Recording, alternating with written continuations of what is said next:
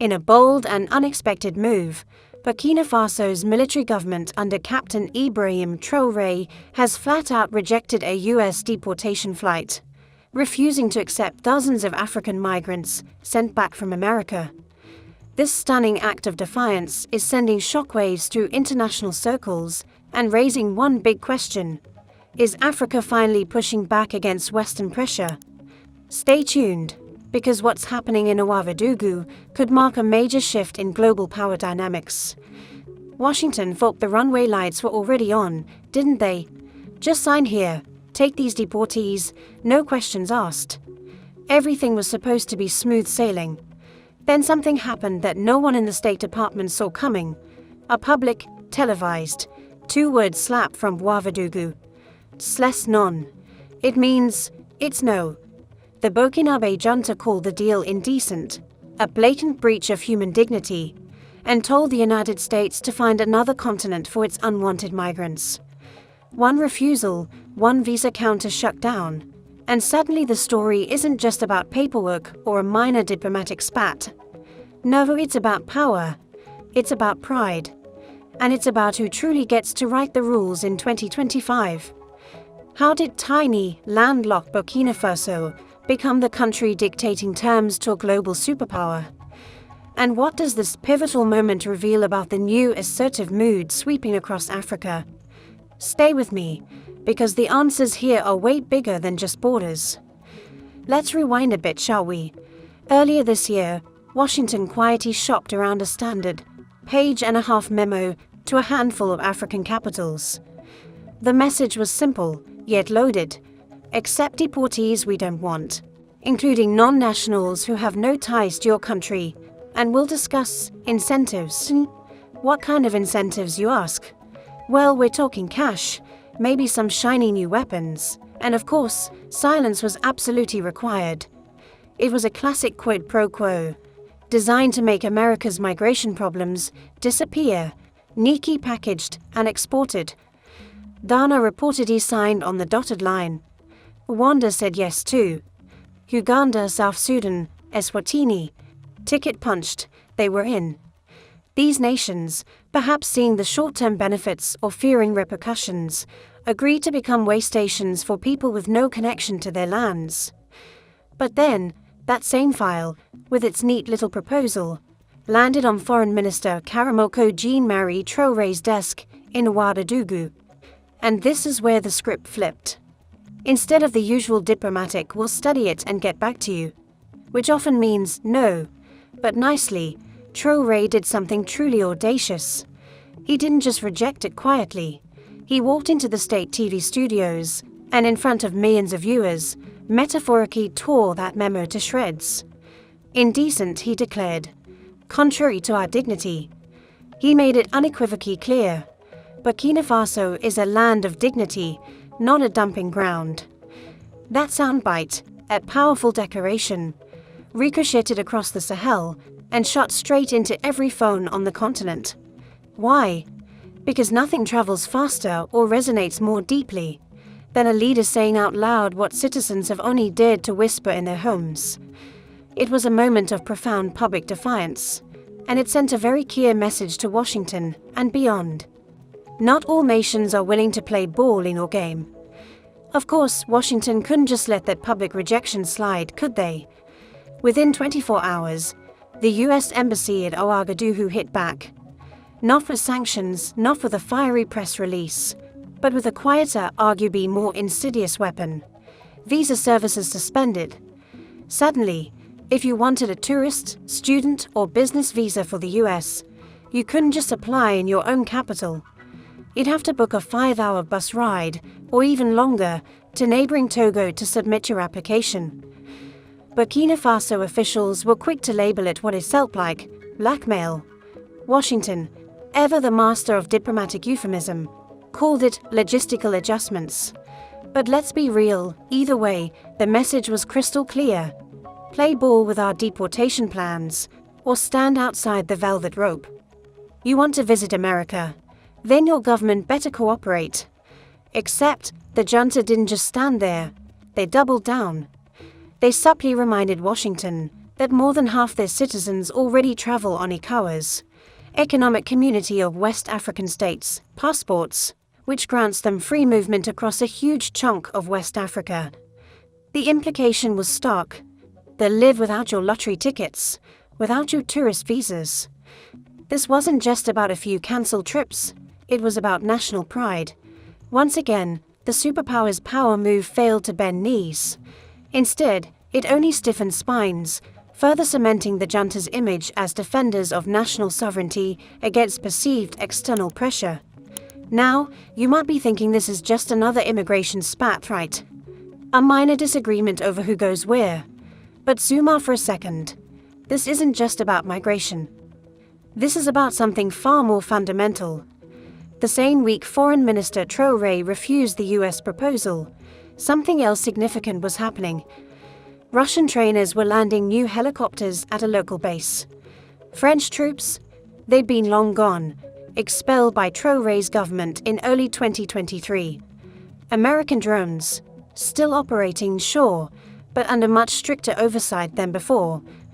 Burkina Faso isn't begging for partnerships anymore.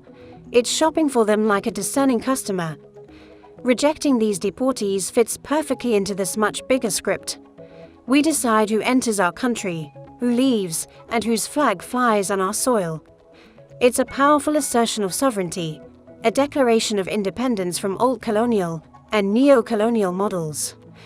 And here's the kicker: capitals across Africa are watching. When one country dares to say no and, crucially, manages to keep the lights on, others start rehearsing the same line. Analysts are calling it sovereignty contagion, a ripple effect of self-assertion across the continent. But for the average citizen in Ouagadougou or Dakar, it's just Tuesday. It's the everyday reality of a new era where African nations are increasingly demanding respect and self-determination on the global stage. This isn't just a local incident, it's a symptom of a much larger shift. Add your voice to the total liberation of Africa by leaving a comment in the comments section below.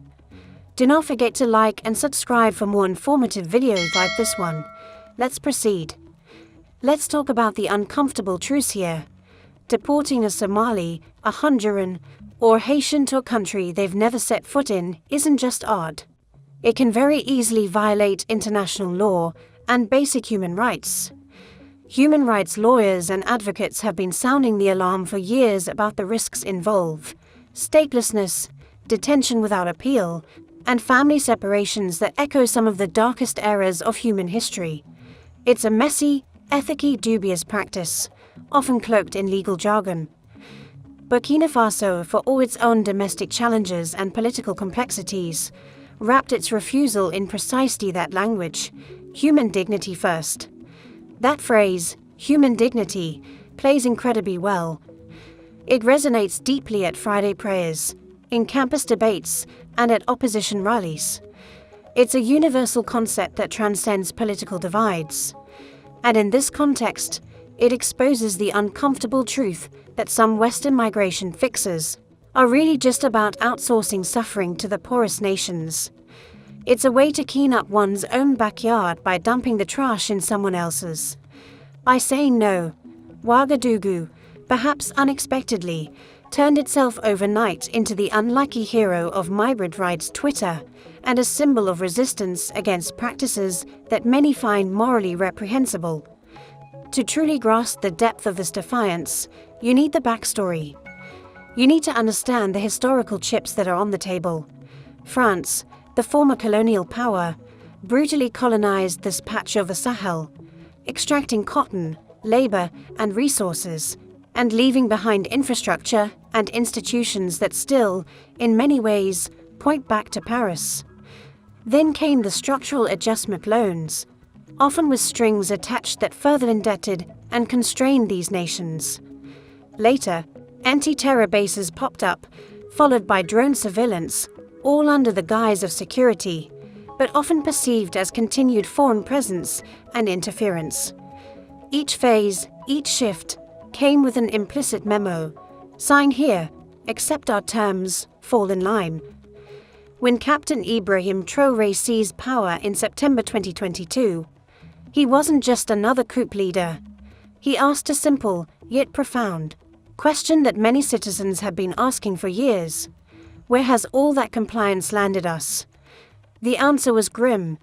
Half the countryside outside government control, gold siphoned abroad to foreign entities, and Burkinabe soldiers dying with outdated gear while foreign forces patrolled their skies.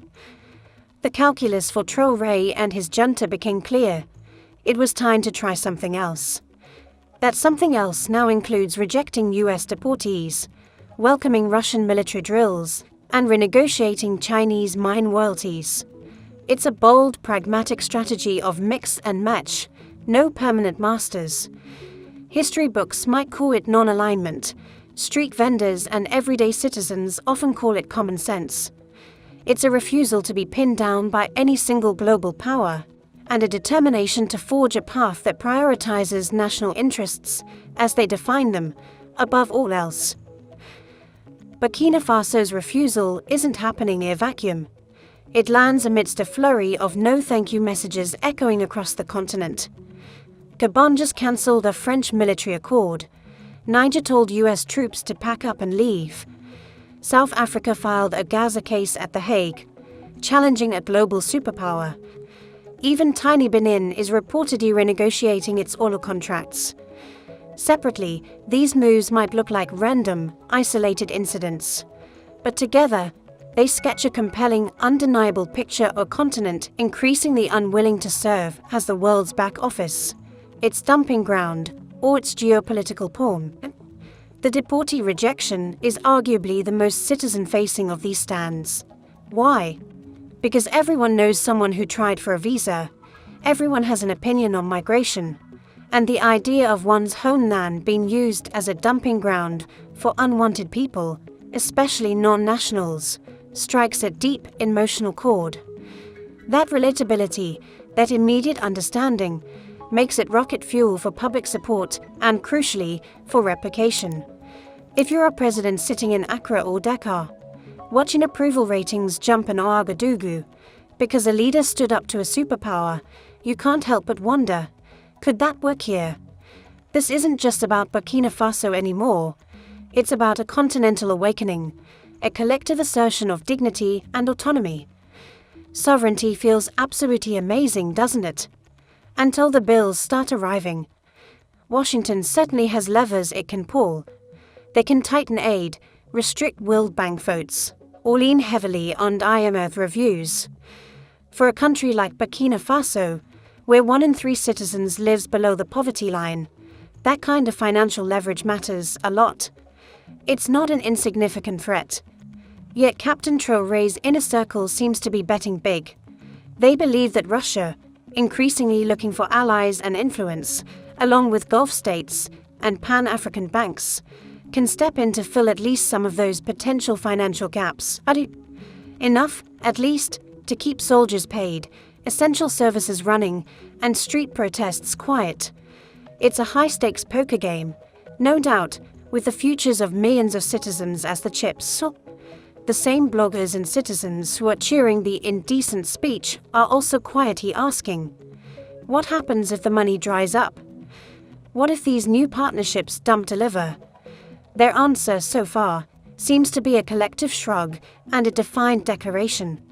Better uncertainty with dignity than handouts with handcuffs. It's a difficult choice, but one they seem prepared to make. The superpower playbook, for a long time, has assumed that African capitals fundamentally fear exclusion. They've operated under the premise that these nations would always, eventually, come back to the table, desperate for Western aid and recognition. But Burkina Faso just called that bluff, loudly and publicly. Policy insiders in Washington are now reportedly scrambling, trying to figure out what went wrong. They say future memos for similar deals will likely carry sweeter upfront money, stricter non-disclosure agreements, and maybe even contingency plans for visa retaliation built right in. But the big and more profound lesson is reputational. The era of quiet deals, struck in smoky backrooms, is rapidly closing. A single televised refusal, amplified by social media, can ignite 1.4 billion phones across a continent. That means Washington, and indeed other global powers, must either front-load legitimacy into their dealings, meaning public debates, parliamentary votes, transparent aid, and genuine partnership, or they're going to find fewer and fewer takers for their proposals. Analysts are already predicting that Europe will face similar pushback once its own stalled deportation pacts inevitably resurface later this year. The Sahel, it seems, has just provided the template for saying none with unprecedented clarity and conviction. So, what is Burkina Faso's rejection? Is it just a one-off stunt by a junta desperate to court popularity and distract from domestic issues? Or is it the clear, resonant opening note in an African chorus demanding dignity-first diplomacy?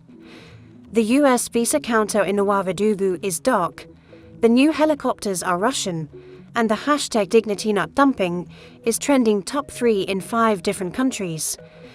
Washington's surprise is understandable.